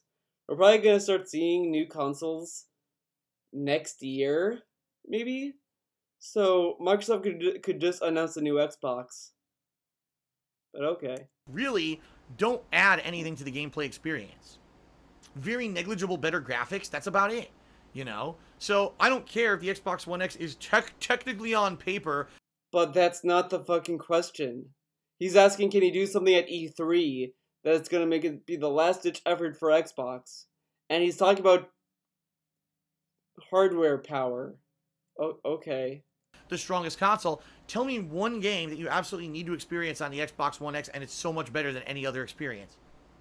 There's not a single one. There hasn't even been a single Microsoft exclusive that looks better on the Xbox One X that you need to. That wasn't the question. You know what I mean? You need to absolutely play this amazing game in 4K on the Xbox One X. No one's buying that shit anymore. It's over. It really is over. It's done. I just don't feel that there's a reason to go with Microsoft unless, again, you're a huge Microsoft fan from last. He asked if they could do anything at E3 to change the tide. Last gen, and you want to play all your games on one console. That's it. This is a rough video. The whole experiment with PS4 Pro and Xbox One X is a failure. They don't really add anything, so no one's running out. It's a failure. And saying, these aren't like new consoles though. Like, who's buying a PS4 Pro expecting to have like a completely different experience? Okay. Must get Xbox One X at this point because there's nothing to play on it. You bought an Xbox One X for Christmas and you still couldn't fucking play God of War. You fucked yourself. You really did. Yeah, you bought an Xbox One and you can't buy a PlayStation exclusive, dude. You fucked up. It's okay. Okay. What if they bought it and they didn't give a fuck about God of War, though? Alright, anything else, guys? Jay Kramer cheered again. He said Xbox One X is a failure because there isn't a reason for people to buy it. It's become a joke. Right. What do you do with it? You play the same fucking games you were going to play on your already existing consoles. I can't play Sunset Overdrive on my PS4, There's one thing I want to say before we even get started. Over the past couple of months, a lot of people have expressed a question to me. They said, Phil, why do you still do the weekend preview on YouTube?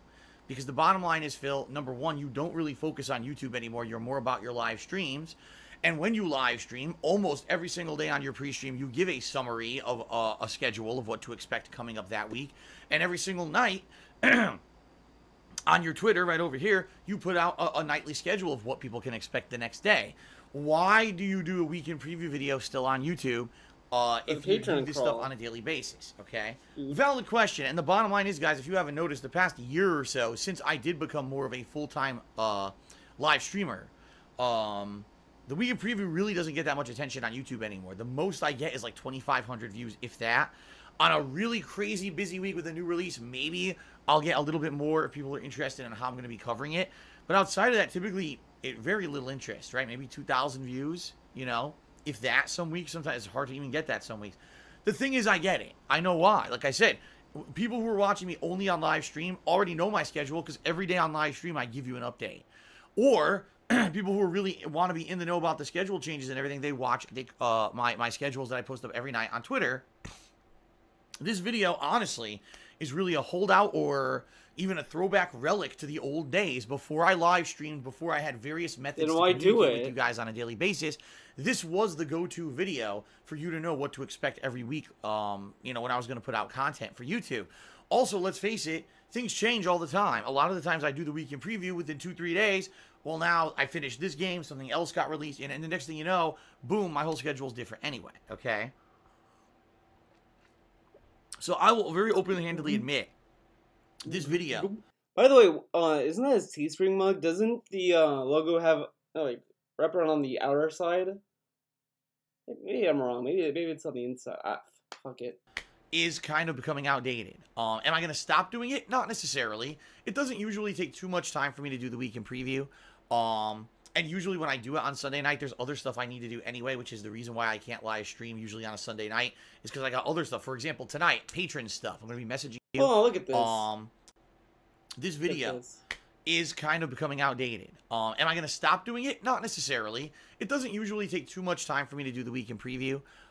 Doesn't take too much time, then why... Okay. And usually when I do it on Sunday night, there's other stuff I need to do anyway, which is the reason why I can't live stream usually. Then that has nothing to do with the weekend preview, though. On a Sunday night is because I got other stuff. For example, tonight, patron stuff. I'm going to be messaging patrons for the month of April over on Patreon.com, and that takes a while. So with all that going on, typically doing the weekend preview isn't like a lot of work. So I have no problem still doing it. If ever we realize like no one's coming around to the weekend preview anymore, and everyone just uses the other methods, fine. You know, then I'll use my time more effectively to do other stuff. But as for now, since it doesn't... He won't do a second stream on Sunday but he'll still do the weekend preview. If he gets rid of the weekend preview, then he'll just do nothing. So, what might possibly happen is he might shoehorn a way to not do the weekend preview, so that you get more later-on time. Take a lot of time, and since people still do seem to use it, at least to some limited extent, I think I'm going to keep doing it. Alright? Monday the 14th of May, I'm beginning my time away. What am I going to be doing during my time off? Valid questions people want to know. Well, some things that I'm certainly not going to tell you about because it's private stuff, but in general... Private stuff? Like what? You can't tell us that you're going to be lying around the house? Like, what private stuff is there? Like this is the thing. This is probably why a lot of people were saying, oh, you're taking vacation. It's because he tells us it's private stuff. Why not just say, oh, I'm going to take time off and relax, spend time with my girlfriend, this and that. But he tells us he's doing private stuff. What the fuck is private stuff? Really, it really makes you think. The gist of it is, I want to spend more time with my girlfriend and do things around the house with her that we wanted to do ever since she moved in. And because I've been so busy with work and now she's so busy with her job, we haven't had time to do it, you know. No time to do it, but didn't you take time off in February to do these things? Okay. No time to do it. See, he could have time to do it. Here's how, guys. Kat comes home from work, right? She comes home. She's like, all right. Oh, I need to go do some errands. She can do some errands when she gets home from work. A lot of people do that. Or what could happen is when he gets off stream and Kat comes home, Kat's like, okay, I'm going to make Din Phil. Phil, you need to go out and do this for me. Can you do this for me? You know, this and that. And he's like, okay, I'll do this. Why can't they do that? They can't do that? You have to wait until the end of the week to do this? Oh, okay. Okay, I mean, they can't do anything. Kat can be by herself, I guess. She can only be by herself when she's at her job. But when she comes home, she has to be with Phil at all times, because who knows what could happen. Kat could accidentally, you know, drink horse glue or something. Who knows? She might drink paint while he's gone, dude. She might drive around Washington and get lost and never come home. Who knows? Okay. Clean up our backyard, redo it to be our own, because I've never really done that since I lived here. Never done it, but didn't Leanna have her garden? Didn't she have a garden? Nothing happens with the backyard. I've been here for 4 years. Oh, the stuff that happens with Leanna doesn't happen anymore. Forget about Leanna. Okay. Great guy. Kind of just was there, and I never really did anything with it because I was too busy. Cleaning the house, spring cleaning, right? Sound good. Cleaning the house, maybe decorating the house a little bit, doing some things, redoing things to make decorate the house. He still needs to decorate the fucking house? Dude, you lived there for how long? And you didn't do anything to your house? Okay, sure. I need to decorate the house, but he has these fucking paintings up of his... Okay. His house is garbage. It's gonna be terrible. If he ever does a house vlog again, it's gonna be... I guarantee it's gonna look like a fucking hoarder's house. Because he has fucking paintings all over the place that are put up with no rhyme or reason. Like, it's like a madman went to his hallways and started hanging posters. Okay. You feel like our own. Something I wanted to do. And the other thing to also keep in mind is that he talks about, like, house value. But when you hang a fucking painting on a wall, it does decrease the value of your fucking house. That's why a lot of people, when people are, like, hanging stuff up, they really talk about placement. Because they're like, well, we don't want to hang a lot of stuff up because it's gonna ruin the value of the house. You know, we want to put stuff up that's, like, nice, but you don't want to put up a lot of stuff because it's gonna ruin the value. DSP put so much fucking paintings in his house, his value just, you know, it's probably less than what it could have been. A while, and definitely since she moved in early February, and again, haven't had time. I have work, right? Kat can't decorate her own fucking room by herself. Is Kat fucking mentally ill? Is she retarded? Is she a special horse? Well, you know, maybe she couldn't hang things up because she has hooves, so... Okay. You know, just Like spending he time. really treats her like she's like special, like she's like retarded or something. Like she can't do anything by herself. Okay. Quality time with her, which I don't get to do because You have dinner with her. You take time after fucking your nighttime stream. You literally said to us that you arranged your schedule to line up with cats so you can spend more time with her. Now you don't spend enough time with her. Okay. all week I'm busy as hell. Like, perfect example. Today I woke up. I spent maybe 25 minutes with her before I had the live stream. I woke up, washed up, had to, went downstairs, spent a little bit of time with her. We watched the birds in the backyard as they were eating some bird seed in our backyard. And then it was off the stream. As soon as I was done with stream, we had to get dinner going. So dinner, eating dinner, cleaning up after dinner, whatever. Had about an hour. Now look what I'm doing. Right in the office, doing the weekend preview, doing patron stuff. And then by the time it's time to spend more time with her, she's getting ready for bed. You don't really need to be attached to the hip with your girlfriend. Like, yeah, spend time with her. That's fine. I mean, that is important. But at the same time, like, you don't. He makes it sound as if like she's like in a room crying herself to sleep that she doesn't spend time with him. Like, it doesn't sound that bad. You aligned your schedule to see her. You see her like every day, and you have time off. You have a whole day to spend time with her. Okay.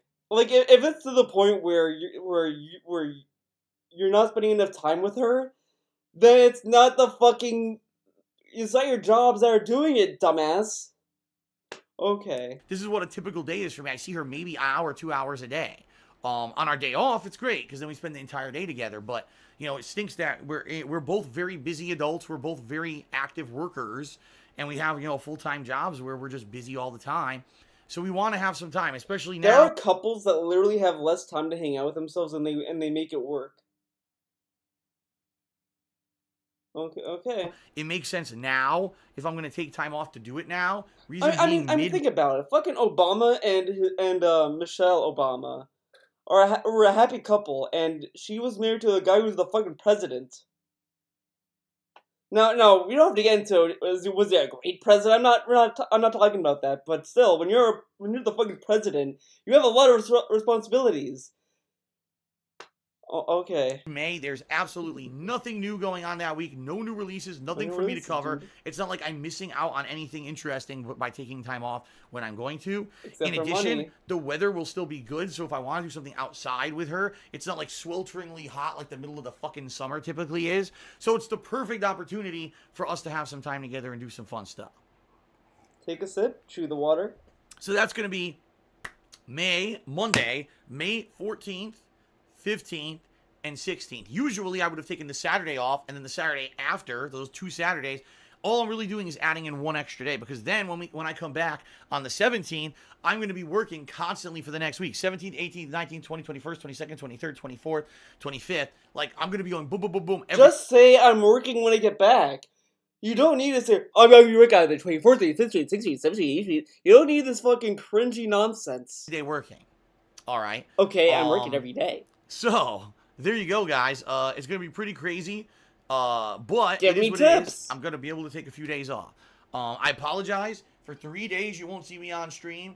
If I get a chance, I'll talk to you guys on social media. But for the most part, I'll be kind of away from all this, relaxing, getting my voice feeling better. His voice is gonna sound exactly the same. Exactly the same. I guarantee it. Doing fun stuff with my girl. It's gonna be a lot of fun. And by the way, when I come back, probably on the 17th, when I come back, I'll do Ultra Street Fighter 2, and then on the 18th is the release of State of Decay 2. I have decided. So what's funny is that he says, "Oh, I'm doing variety. I do a lot of variety, dude." Every second stream, it's PUBG, Yakuza 6, Street Fighter 2, Yakuza 6, PUBG. Every fucking week. Every fucking week.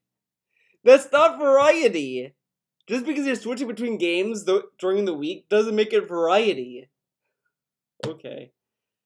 Officially, I will be getting the game, paying a little bit extra money to get it early, so I can play that money. State of Decay 2 that's Friday, Saturday, Sunday, Monday. I'll be able to play it uninterrupted for 4 straight days. You know, that'll be a good 10 to 15 hours of gameplay. See how far I get into the game and see if it's as good as the first one was, right? And then that Tuesday, H1Z1 comes out.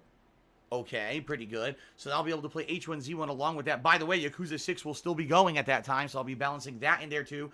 By the way, PUBG is supposed to officially release the new map, not as a test, but as official release sometime this month. So PUBG will be kind of mixed in there as well, among the mix of everything, once that's possible. Yeah, and then later on that week, we got Detroit Become Human. Then at the end of the month, we got the Street Fighter 30th Anniversary Collection. All right, so there's your rough schedule. This week, Bloodborne's possible conclusion, depending on how things go, a Dead Space 2 playthrough, Yakuza 6, Ultra Street Fighter 2, and PUBG all mixed together in a mishmash. It should be a pretty fun week, a variety of stuff. It's not variety. It's not.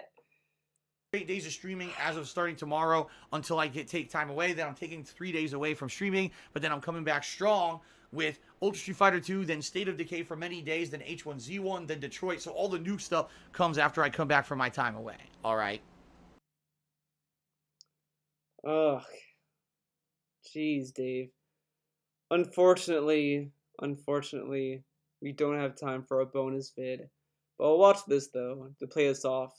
Mafia 3 has a DLC called Mafia City. You should say something to Tevin. He's watching your stream on YouTube right now. This dude posted this in DSP chat because he kept asking me stuff here, and I wasn't responding to him every time he did it. Who's Tevin? It's literally the reason why. If you say it's not the reason why, you're lying.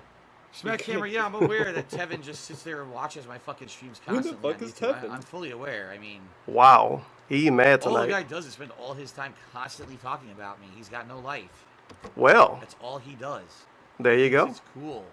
I think it's cool. It's a public service or something. And it's a public service. He making me seem more prestigious than I am. I don't really bother talking about him because he's a fucking no-life idiot. No-life idiot. Illegally restreaming constantly. Illegally That's restreaming. Really a productive thing to do with your life. Playing a game you don't like is productive too. There you go. Sounds good. Yeah, he mad tonight. Oh, okay. Turk Delphi says not. Because people talked to him. People was asking him about this the last 2 days, and he didn't respond. He is really mad tonight. A mobile game called Mafia City. Oh, okay. Holy shit. Feels bad, man. I wish I could play games that I don't like too and get quarters at a time. Maybe one day. I mean, I'm finding some pretty good items here. Me too. Viva La Raza. I'm just bored. The game stinks. Let me get a Viva La Raza in the chat if you like my shout out I just got from Dave. Conversations in stream chat tonight. Because sometimes people talk about crazy stuff. Yeah, he mad. He hates this. He hates this stream. So it's been pretty boring, not gonna lie. He wish he had better conversations in the chat. Wow. Fuck you, stream chat. Holy shit, dude. Well, I definitely hit him. Go dislike. Dude, by the way, look how fast Tevin's chat is going compared to DSP's chat. Tevin's chat is like going like really quickly. He has all these people coming in. You go to Dave's chat, it's like it's very slow. Faster than my streams, dude. Well, like 20 people up from over there gonna do it.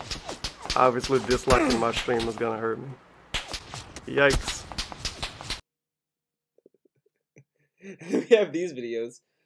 DSP News, Newsweek. Oh boy. Alright. That's it for me. That's it for my vids. Now I'm gonna definitely end off with everyone looking at Cleo. I had a bad dream last night, guys. You won't believe the dream I had. My dream was, so when I was a kid, when I was like a 8 years old, whatever, we had other pets. We had hamsters. We had a guinea pig. And when they all died, we used to bury them in our backyard. So I had a dream that Cleo somehow left her cage, and she lied down right where we buried the other pets, and she just lied there dead. And I was so sad. It was like the worst day ever. So luckily she's alive today. I mean, I checked on her today, gave her a carrot, and she did her bun business, I guess. But you know, the bun is alive. She's 8 years old and she's alive, guys. Cleo is the strongest bun ever. So, there you go. Alright, that's it for this video. See you in the next one.